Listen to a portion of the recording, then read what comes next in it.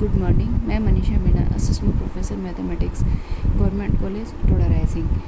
आज हम abstract algebra में एक इम्पॉर्टेंट टॉपिक है ग्रुप थ्योरी, उसको पढ़ने जा रहे हैं। तो ग्रुप थ्योरी में हमने पिछले लेक्चर्स में उसके बारे में हमने उसकी डेफिनेशन, उससे रिलेटेड कुछ थ्योरम्स, उसके ऑर्डर, इन सब चीज़ों के बारे में पढ़ा था। और हमें अगर कोई सेट दिया हुआ हो तो हमें उसे कैसे ग्रुप प्रूफ करना है, इस चीज़ के बारे में हम पढ़ चुके हैं। अब हम कुछ इंपॉर्टेंट डेफिनेशंस कर रहे हैं। तो उसमें से एक इम्पॉर्टेंट डेफिनेशन है कि ग्रुप की अल्टरनेटिंग डेफिनेशन, यानी कि ग्रुप की वैकल्पिक परिभाषा क्या है।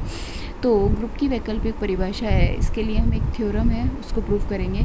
तो उसमें हमें दिया हुआ है कि यदि किसी सेमी ग्रुप, यानी कि एक सेमी ग्रुप है जी, सेमी ग्रुप जी में प्रत्येक ए बी बिलोंग्स टू जी के लिए समीकरण ए एक्स बराबर बी तथा वाई ए बराबर बी के हल अद्वितीय हों तो जी एक ग्रुप होता है। ये हमें सिद्ध करना है। इससे रिलेटेड हम एक थ्योरम हम पहले वाले लेक्चर में पढ़ चुके हैं, जिसमें हमें ये दिया हुआ था कि यदि जी एक ग्रुप है तो हमें क्या सिद्ध करना था कि प्रत्येक ए बी बिलोंग्स टू जी के लिए समीकरण ए एक्स बराबर बी तथा वाई ए बराबर बी के हल अद्वितीय होंगे। अब हमें उसका अपोजिट सिद्ध करना है। यहाँ हमें जी क्या दिया हुआ है, एक सेमी ग्रुप दिया हुआ है।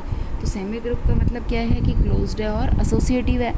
ठीक है, अब हमें क्या सिद्ध करना है कि एक ग्रुप है। तो ग्रुप के लिए हमारे पास क्या है, तत्समक अवयव, हमें उसकी प्रॉपर्टी सिद्ध करनी होंगी। क्लोज्ड है, एसोसिएटिव है, तत्समक अवयव और प्रतिलोम अवयव।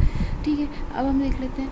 तो इसका प्रूफ के लिए हमने सबसे पहले क्या माना कि जी एक सेमी ग्रुप है, अतः जी एक अरिक्त समुच्चय है। जी जब सेमी ग्रुप है तो एक अरिक्त समुच्चय तो है ही है, अतः ए बिलोंग्स टू जी। जब ए जी में बिलोंग कर रहा है तब जी में समीकरण ए एक्स बराबर ए तथा वाई ए बराबर ए। हमने बी को भी किसके बराबर मान लिया, ए के बराबर, बी भी ए के बराबर और ए भी ए के बराबर। ठीक है, तो इसके अद्वितीय हल होंगे यदि हल E1 तथा E2 है। हमने मान लिया इस समीकरण का हल E1 है और इस समीकरण का हल E2 है, यानी कि x की वैल्यू क्या है E1 और y की वैल्यू क्या है E2। तो ये दोनों मान इन दोनों समीकरणों को संतुष्ट करेंगे। तो E1 इज इक्वल टू ए तथा E2A इज इक्वल टू ए, ये हमने मान ली समीकरण नंबर 1। अब हमने क्या किया कि यदि B बिलोंग्स टू जी, ए भी बी में है, ए भी जी में है, बी भी जी में है, तो दी गई प्रॉपर्टी से जो हमें दी गई प्रॉपर्टी क्या है कि ए बी बिलोंग्स टू जी के लिए समीकरण इसके अद्वितीय हल होंगे। ठीक है, तो एक्स वाई बिलोंग्स टू जी ताकि ए एक्स बराबर ए तथा वाई ए बराबर बी हो। ठीक है, इसको हमने समीकरण नंबर 2 डाला। अब हमने क्या किया, हम लेके चले कि वाई ए बराबर बी, इस वाली कंडीशन को हम लेके चले। तो Y A is equal to B. अब हमने क्या किया कि दोनों तरफ E1 से ऑपरेट कर दिया, जो इसके हल है उनसे ऑपरेट कर दिए। तो Y A E1 is equal to B E1। तो यहाँ से आया Y A E1 is equal to, क्योंकि साहचर्य है, जी साहचर्य नियम का पालन करेगा, तो A E1 is equal to B E1। तो वाई ए यहाँ से ए E1 किसके इक्वल है, ए के बराबर, तो हमने लिख दिया ए और बी E1, क्योंकि इसकी तो वैल्यू हमें पता ही नहीं है अभी। तो यहाँ से आया वाई ए किसके बराबर है, यहाँ से बी के बराबर, तो B is equal to B E1। तो यहाँ से क्या आ गया, B into E1 is equal to B. तो ये क्या है, E1 जी में दक्षिण तत्समक अवयव है, यानी कि राइट आइडेंटिटी एलिमेंट है। ठीक है, अब हमें क्या करना है, लेफ्ट आइडेंटिटी एलिमेंट भी लाना है, क्योंकि हमें तत्समक अवयव क्या होता है कि जब लेफ्ट से भी ऑपरेट करो, राइट से भी ऑपरेट करो, तो आपके पास सेम वैल्यू है। तो यहाँ से आया a x is equal to b को हम लेके चले। तो अब हमने क्या किया कि यहाँ पर E2 से हमने किस तरफ से ऑपरेट किया, लेफ्ट साइड से। तो E2 से लेफ्ट साइड से ऑपरेट किया, तो इधर भी लेफ्ट और इधर भी लेफ्ट। तो यहाँ से हमारे पास आया, अब साहचर्य नियम से किया तो E2A into X is equal to E2B। तो ये किसके इक्वल है, ए के बराबर, समीकरण नंबर 1 से। ठीक है, a x is equal to E2B।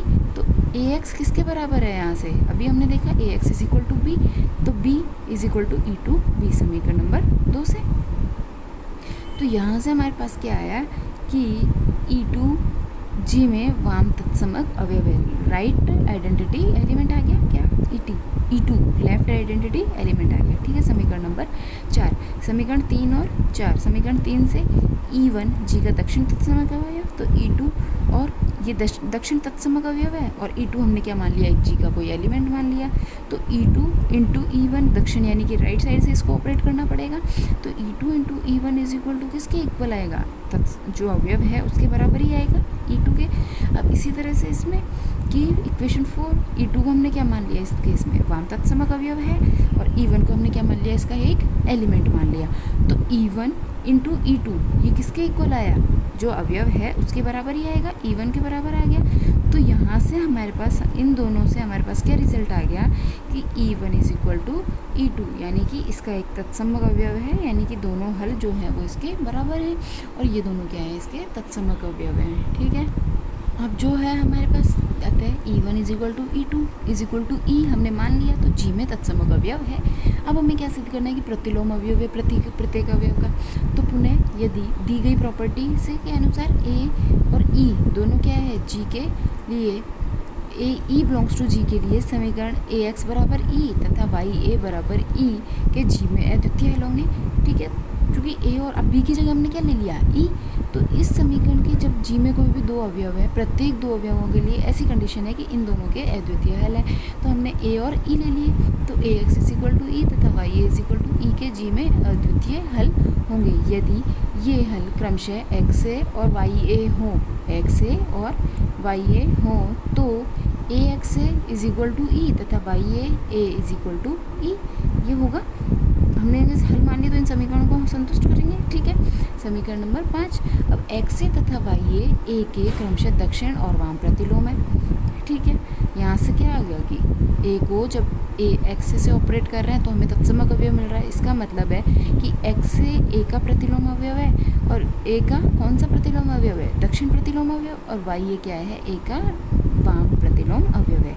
ठीक है, समीकरण 5 से अब हमने क्या किया कि एक कंडीशन ले ली कि AX is equal to E और A की जगह यहाँ पर हमने क्या किया कि A का मान रखा, तो A का मान E का मान यहाँ हमने क्या किया कि दोनों तरफ YA से ऑपरेट कर दिया, दोनों तरफ YA से ऑपरेट किया और किस तरफ से किया, दोनों को लेफ्ट साइड से। ठीक है, तो YA into AXA is equal to YA into E।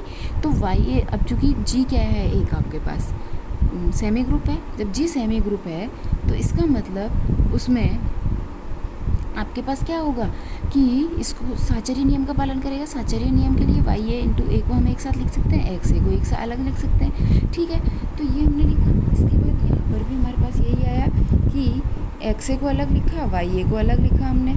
ठीक है, अब हमारे पास नेक्स्ट जो है कि हमारे पास आ गया YA।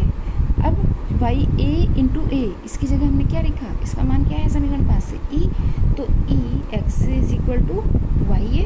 तो यहाँ से क्या आया E XA किसके बराबर है, E XA, E क्या है इसका तत्समक अवयव, तो ये किसके बराबर हो जाएगा, XA के बराबर। तो XA is equal to YA। तो यहाँ से इसलिए A के प्रतिलोम अवयव G में विद्यमान है। ठीक है, G में प्रतिलोम अवयव आ गया, चूँकि सेमी ग्रुप है तत्समक अवयव का विद्यमान, सेमी ग्रुप में तत्समक अवयव भी विद्यमान है तथा प्रत्येक अवयव का प्रतिलोम अवयव भी विद्यमान है, अतः G एक ग्रुप है। और हमें यही सिद्ध करना था कि G एक ग्रुप है। तो यहाँ हमें क्या दिया हुआ था, हमें एक चीज़ दी हुई थी, हमें दो कंडीशंस दे रखी थी कि G एक सेमी ग्रुप है और साथ में कंडीशन क्या दे रखी थी कि समीकरण AX is equal to A, AX is equal to B और YA is equal to B, इन दोनों समीकरणों के अद्वितीय हल है। तो हमें क्या सिद्ध करना था कि G एक ग्रुप है। तो इसके लिए हमारे पास क्या कंडीशन थी, देखो सेमी ग्रुप है तो क्लोज्ड भी है, एसोसिएटिव भी है, यानी कि समृद्ध भी है और साचर्य नियम का भी पालन करेगा। अब ग्रुप के लिए हमें क्या क्या कंडीशन सेटिस्फाई करनी होती है, असमृद्ध भी, एसोसिएटिव भी, साचर्य भी, और फिर उसके अलावा थर्ड कंडीशन हमारे पास है तत्समक अवयव और फोर्थ हमारे पास है प्रतिलोम अवयव। ठीक है, ये हमें चार कंडीशन सेटिस्फाई करनी थी, दो कंडीशन हमें दे ही रखी है। अब हमें बाकी की दो कंडीशंस निकालनी थी, यानी कि हमें तत्समक अवयव निकालना था और ये सिद्ध करना था कि प्रत्येक अवयव का प्रतिलोम अवयव भी G में विद्यमान है। ये दो ही चीज़ें हमें सेटिस्फाई करनी थी। अब उसके लिए हमने किए, अब इसके लिए हमने सबसे पहले क्या किया कि इसको पहले तत्समक अवयव लेके आए और फिर हम इसका प्रतिलोम अवयव लेके आए। Thank you.